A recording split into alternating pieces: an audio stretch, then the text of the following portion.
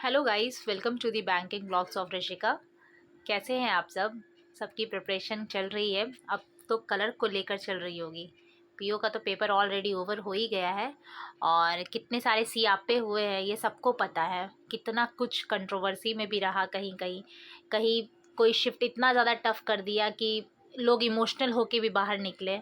इस तरीके का आरआरबी पीओ का एकदम फ्लैक्चुएट हुआ है। हर शिफ्ट बहुत डिफरेंट रहा है, स्पेशली वो शिफ्ट जो कि 5 अगस्त को लिया गया था और जो 6 अगस्त में हुए। इस दोनों शिफ्ट में, इस दोनों दिन में बहुत ज़्यादा फ़र्क रहा, क्वेश्चन के अटेम्प्ट में भी और क्वेश्चन के लेवल में भी।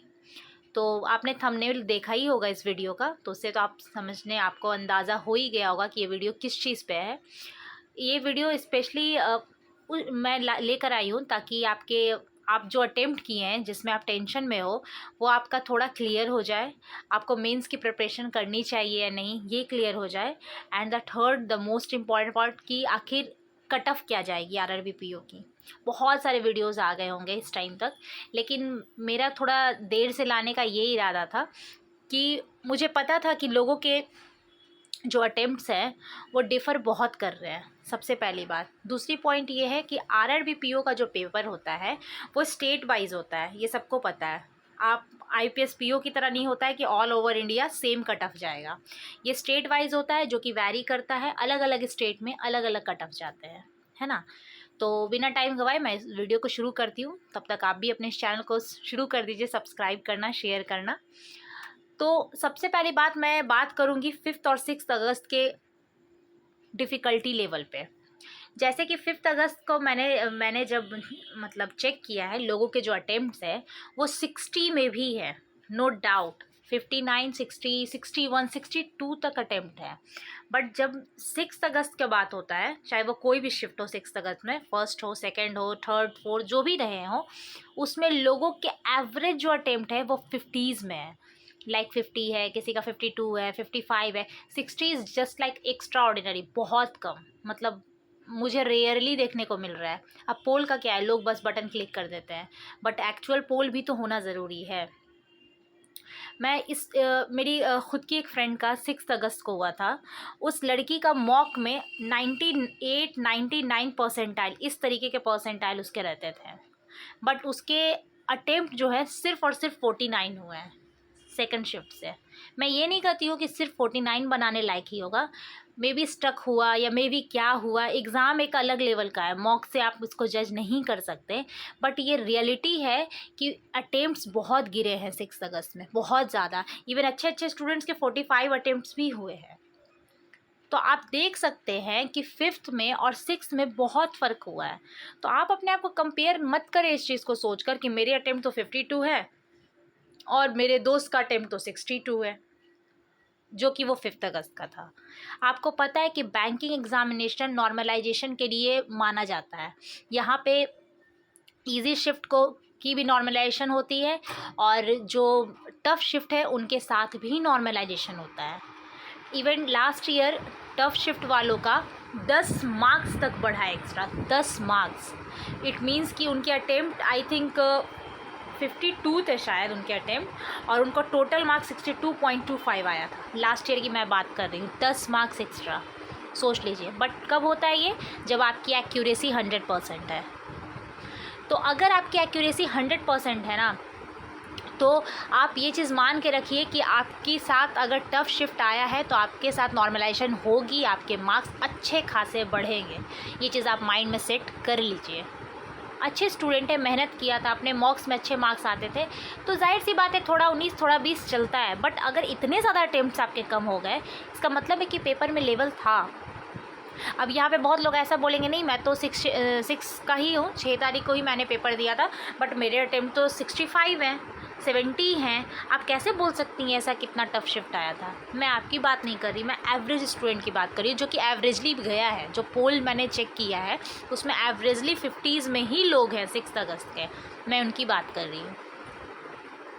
तो ये चीज़ माइंड से हटा दीजिए, लोगों से कंपेयर मत कीजिए। हर शिफ्ट अलग होता है, यहाँ तो दिन ही अलग था, एकदम 5 से 6 एकदम विपरीत जिसको बोलते वो था। तो बिल्कुल भी कंपेयर मत कीजिए, रिज़ल्ट का वेट कीजिए क्या रिज़ल्ट होता है। और येस, मेंस का प्रिपरेशन करते रहिए, क्योंकि आपका जो मेंस का प्रिपरेशन होगा ना वो वेस्ट नहीं जाएगा। आने वाला पेपर अभी शुरुआत ही हुआ है, अभी बैक टू बैक लाइनअप है आपके पेपर्स। और इन केस अगर आपका हो जाता है तो आपके पास वक्त नहीं है कि आप उस वक्त में मेंस का सारा सब्जेक्ट कर सकें। तो मेंस लगे रहिए। अगर आपके अटेम्प्ट बहुत ज़्यादा कम है, मैं भी बता दूंगी कि आपके अटेम्प्ट कितने रहेंगे, तो आप मेंस, ऐसे तो मैं कहूँगी कि मेंस आप प्रिपरेशन करते ही रहिए, बट एक होता है ना माइंड में भी कि थोड़ा सा मुझे क्लैरिटी दे दीजिए क्या है। तो मैंने पहले ही कहा कि आरआरबी का जो पेपर होता है वो स्टेट वाइज होता है, तो हर स्टेट का तो मुश्किल है, जाहिर सी बात है, बट एक एवरेजली जो आरआरबी पीओ का जाएगा वो मैं थोड़ा सा मतलब मैं अपनी तरफ से कोशिश कर सकती हूँ बताने की, क्योंकि ऑब्वियस सा बात है कि आप जब भी पेपर का कट ऑफ निकलता है ना तो वो एवरेज स्टूडेंट पे निकलता है, कितने एवरेज वहाँ कितनी वैकेंसी रही, लोग कितने रहे और अटेम्प्ट कितने हो रहे हैं।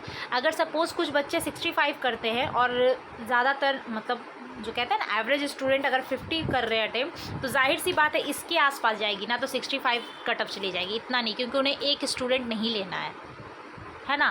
तो ये माइंड में सेट कर लीजिए। और अब टेंशन, अगर कम अटेम्प्ट हो भी गए हैं ना, लो अटेम्प्ट, तो अब अपने आप को लो मत फील करवाइए, क्योंकि अब टाइम नहीं है लो फील करने का। आप सोच सकते हैं 12 से आरआरबी कलर शुरू हो जाने वाला है, 12, 13, 19 जो भी डेट होंगे जिनके, कहाँ टाइम है। आज 8 हो गया, सिर्फ 2 से 3 दिन, वो भी उनके लिए जो अपने स्टेट में, जो दूसरे स्टेट में जाने वाले हैं वो तो समझिए 10 को ही निकलना शुरू कर देंगे। तो ये सब चीज़ अब मत सोचिए। बट येस, जहाँ तक कट ऑफ की बात है कि कट ऑफ क्या होगी या फिर मैं कितने अटेम्प्ट में हूँ तो मैं सेफ़ हूँ, तो मैं वही कहना चाहूँगी, जाहिर सी बात है जो मैंने अभी आपको शुरू में ही बोला, डैट इज़ कि अगर आपका 50+ अटेम्प्ट है, 50 या 50+ अटेम्प्ट है अगर आपका, या फिर चलो इसके आसपास भी अटेम्प्ट है विथ 100% एक्यूरेसी, क्योंकि इसमें तो आप एक्यूरेसी भी जानते हैं कितनी होती है, इंग्लिश तो है नहीं कि आपको नहीं पता है, तो अनफॉर्चुनेट गलत एक आंख हो जाए इधर उधर तो, बट अगर आपने एक्यूरेसी से क्वेश्चन बनाए हैं तो यकीन मानिए अगर आप इस टफ शिफ्ट से थे तो ज़रूर होगा। बिल्कुल ये नहीं किया अब अगर आप इजी शिफ्ट से थे जहाँ पे एवरेजली लोग 59, 60, 62 बना रहे, तो मैं उनकी बात नहीं कर रही, ये मैं टफ शिफ्ट की बात कर रही हूँ। लेकिन सबसे ज़्यादा इंपॉर्टेंट पता है क्या है, वो है एक्यूरेसी होना बहुत ज़रूरी है। बहुत स्टूडेंट ने पता है क्या किया, बता रहे थे वो कि मेरे तो 40 ही बन रहा था, मैंने उसको बहुत खींचते मैंने उसको 50 में तब्दील किया। ये कैसे हो सकता है यार, रीजनिंग मैथ्स में कैसे आप खींचते कर सकते हैं। जाहिर सी बात है या तो आपका 100% बनेगा या फिर तुक्के लगेंगे, है ना। तो ये चीज़ तो बिल्कुल गलत है। बैंकिंग में मतलब एक्यूरेसी से खिलवाड़ करना मतलब अपने जॉब से खिलवाड़ करने के बराबर है। एक्यूरेसी से पता है अच्छे स्टूडेंट का पेपर पार हुआ है, क्योंकि उनके मार्क्स बहुत ज़्यादा मिलते हैं ना। अगर वो अटेम्प्ट 50 करते तो 55, 58 तक मार्क्स ले जाते हैं और कट ऑफ पार हो जाता है। तो मैं यही कहूँगी कि इतना जिनका है आप करें, मेंस की प्रिपरेशन करते रहें, अगर हुआ तो बहुत अच्छा, वेल एंड गुड। और अगर इन केस अनफॉर्चुनेट जो कि ऐसा ना हो तो फिर आपको अगले पेपर में काम दे देगा, है ना। तो इतना सोचने वाली बात नहीं है, क्योंकि अब समय नहीं है ज़्यादा सोचने का। अब नेक्स्ट पेपर पे आप फोकस कीजिए, आप उस पर ही अपना मतलब वो क्या उसको बोलते हैं, उस पर ही फोकस रखें, ताकि क्योंकि पीछे पलट के देखने से कोई फ़ायदा नहीं है। अगर इमोशनल होने से, रोने से, या फिर अगर जो कहते हैं ना, अगर 1 मार्क्स भी बढ़ जाता ना, 1 मार्क्स भी, तो ज़रूर बोलती कि थोड़ा सा और रो लीजिए और टेंशन ले लीजिए, लेकिन नहीं होता है गाइस, 1 मार्क्स नहीं बढ़ता। अगर होना रहता है तो होता है और नहीं तो नहीं, सिंपल सा बात है, कोई फ़ायदा नहीं है। मैंने बहुत करीब से देखा है इस चीज़ को, जाहिर सी बात है मैंने देखा है अच्छे मतलब अटेम्प्ट में ऐसे उसके अटेम्प्ट हुए, तो मुझे भी बड़ा शॉकिंग लगा था कि इतना अच्छे से बनाती थी घर पे। लेकिन इट्स ओके, अभी उसको सोचने का कोई फ़ायदा नहीं है, अभी है नेक्स्ट पे फोकस करना।